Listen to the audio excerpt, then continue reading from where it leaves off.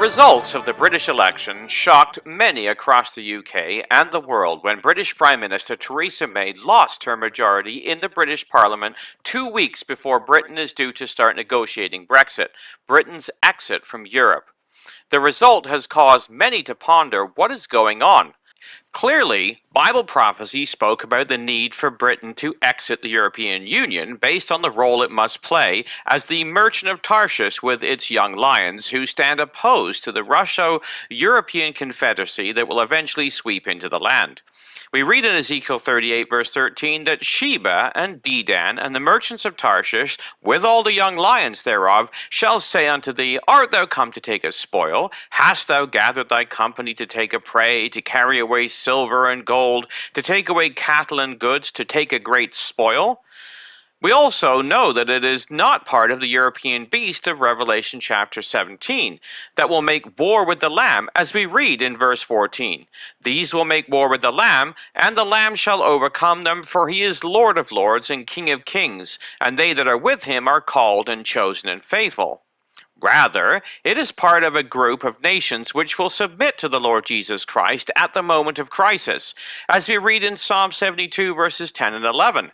The kings of Tarshish and of the isles shall bring presents. The kings of Sheba and Seba shall offer gifts. Yea, all kings shall fall down before him. All nations shall serve him. Also, Britain will be involved in assisting the Jews to return to the land in these latter days, as we read in Isaiah chapter 60 in verses 9 to 10. Surely the isles shall wait for me, the ships of Tarshish first, to bring thy sons from far, their silver and their gold with them, unto the name of thy Lord thy God, and to the Holy One of Israel, because he hath glorified thee. And the sons of strangers shall build up thy walls, and their kings shall minister unto thee. For in my wrath I smote thee, but in my favor have I had mercy on thee.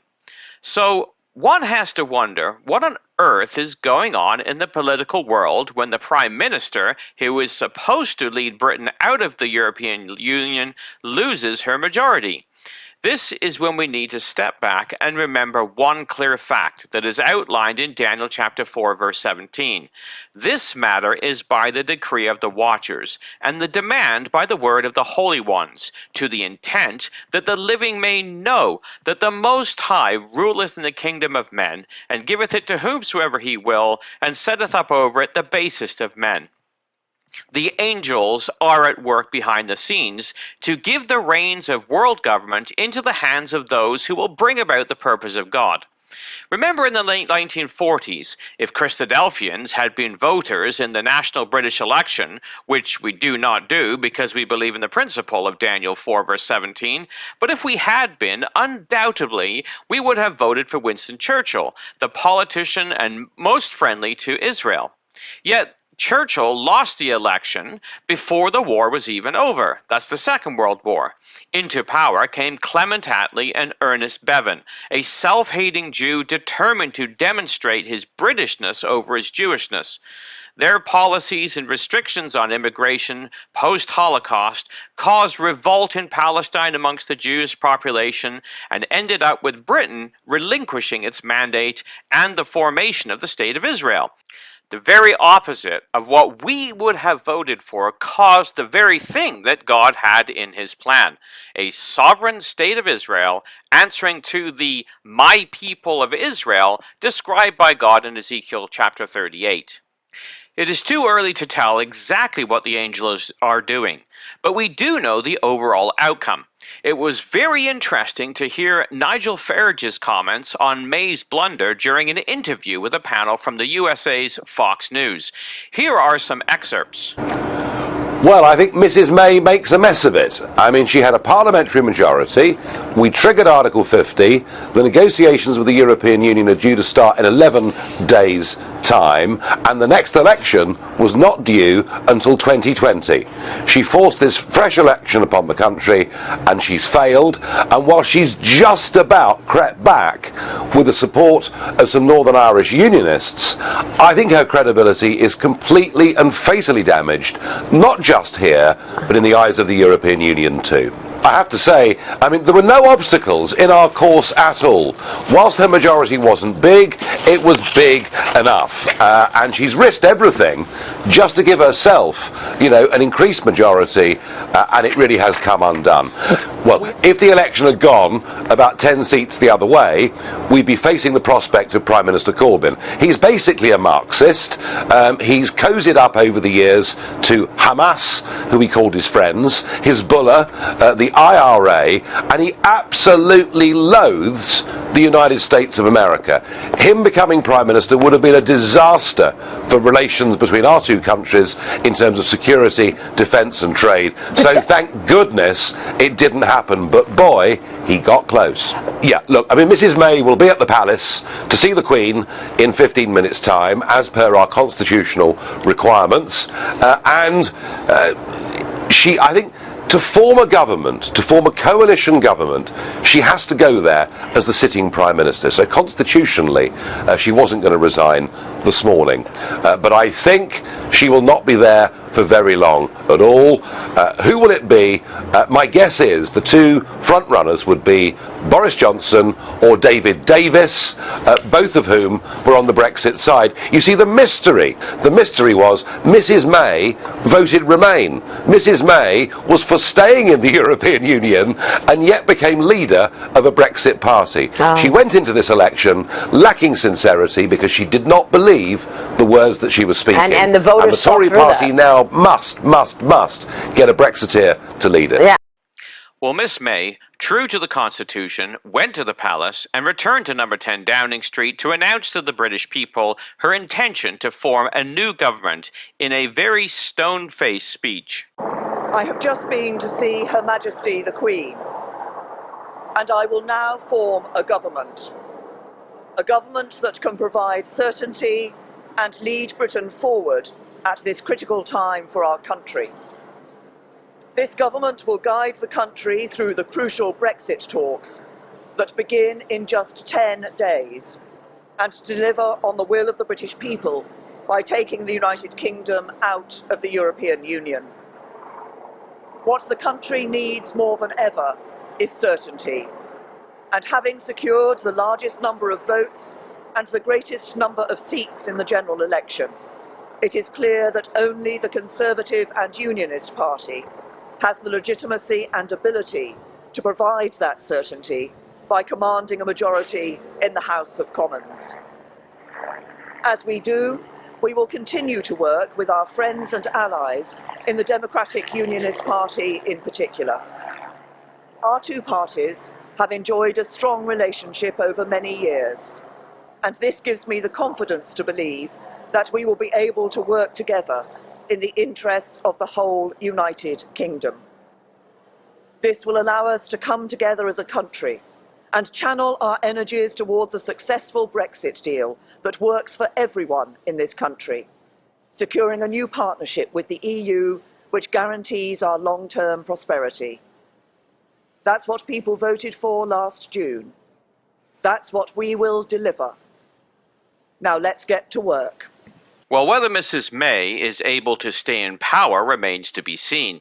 It will be a tough fight for her to do so. It could well be that either Boris Johnson or David Davis replace her in the very near future, and the Conservative establishment may be forced to have a Brexiteer as the next leader, and consequently the Prime Minister. Well, politics is about power and not so much principles. A government will sell its soul to stay in power. In many minority government situations, it is the marginal group that can swing its votes over to the government and crown it, preventing a vote of non-confidence that either forces another election or has the opposition party form the government if they can form a coalition. This has been seen in Israel, where a coalition government has to be formed because there are so many political parties. Often, the radical views and policies of the smaller parties have to be taken into account. In Israel, it has served to stiffen up the politicians in order for them to stay in power. They have had to respect the wishes of the religious right.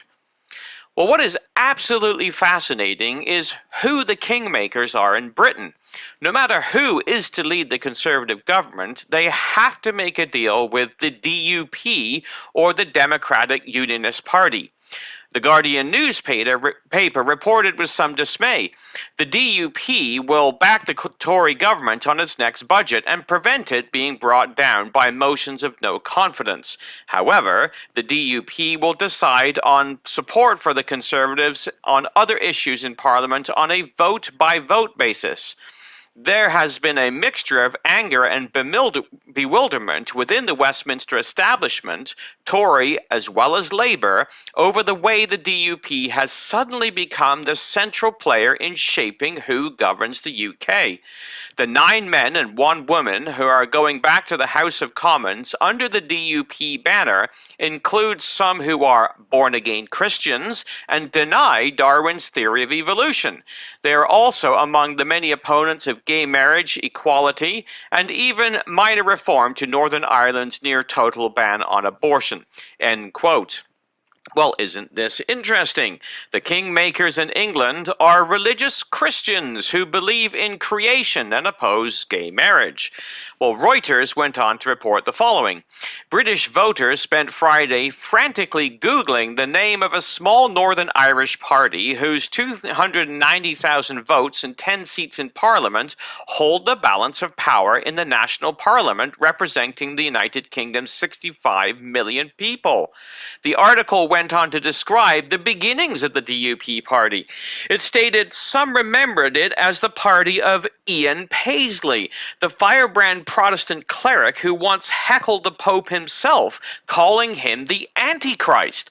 The DUP forged its combative brand of British nationalism in a Protestant areas of the 1970s Belfast as the Bloody Troubles pitched hardline unionists against to remain part of Britain against mainly Catholic nationalists seeking a united Ireland.